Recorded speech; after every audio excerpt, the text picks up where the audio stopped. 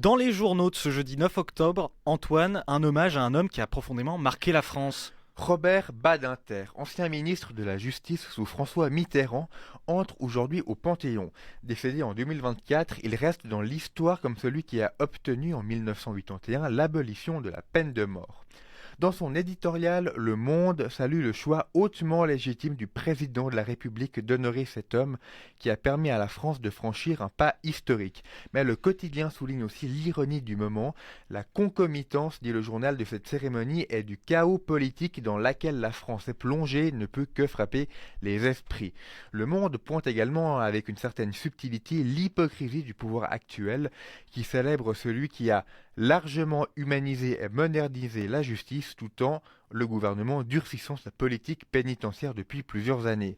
Robert Badinter, longtemps haï à droite, est aujourd'hui célébré par des politiques qui pratiquent ce qu'il combattait.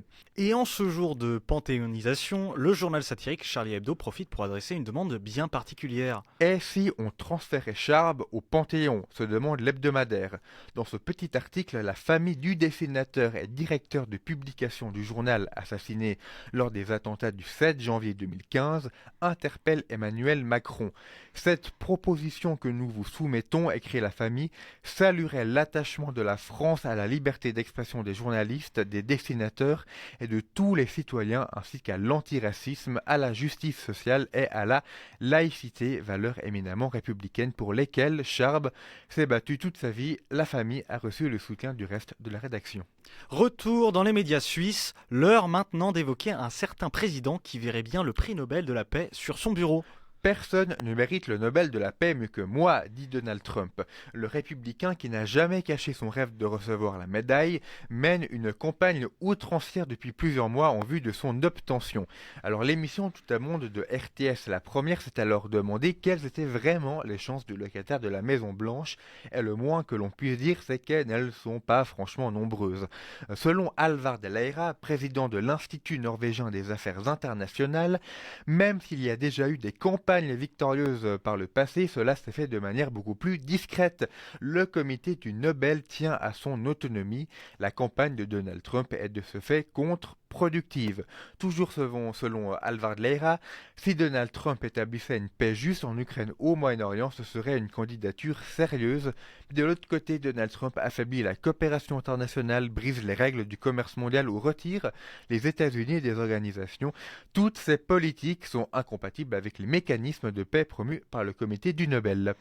Ce dernier, composé de 5 membres élus par le Parlement norvégien, annoncera demain le grand gagnant. La liste, toujours secrète, comporte plus de 330 noms de personnes et d'institutions. D'ailleurs, à ce propos, je ne le savais pas, mais les archives des nominations du Nobel de la paix restent secrètes pendant 50 ans. Nous n'avons en effet que les archives de 1901 à 1974, mais cela n'a pas empêché le journal Le Temps de compiler et d'analyser toutes ces données.